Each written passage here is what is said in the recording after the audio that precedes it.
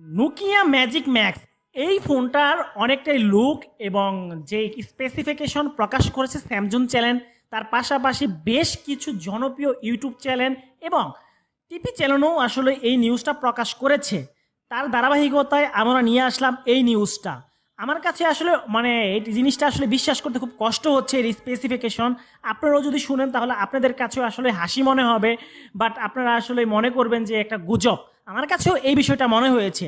এটা ডিসপ্লে হিসেবে পাইবেন আপনারা আসলে ওই 6.9 ইঞ্চির একটা ডিসপ্লে, 140 হার্জের রিফ্রেশ রেট। তার পাশাপাশি এটা ডিসপ্লে প্রোটেকশন হিসেবে দেওয়া হবে কর্নেন গুইলা গ্লাস 7-এর প্রোটেকশন। কি অনেক অদ্ভুত মনে হচ্ছে না? যেখানে স্যামসাং S20 আলট্রা এইখানে দেখছে 5, বাট এইখানে 7।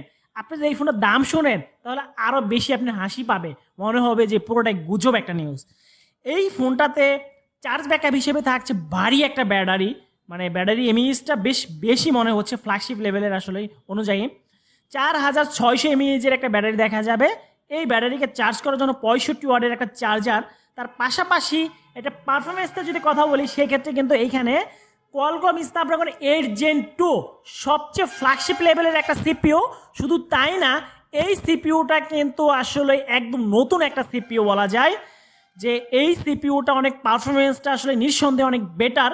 ক্যামেরা সেগমেন্টে ইউজ করা হবে 144 ওয়াটের মেন শুটার এবং 32 মেগাপিক্সেলের আলট্রা ওয়াইড অ্যাঙ্গেল, 5 মেগাপিক্সেলের ডেপথ সেন্সর। সেলফি হিসেবে ইউজ করা হবে 64 ওয়াটের সেলফি ক্যামেরা। ওয়াও, একটা ব্যাপার না?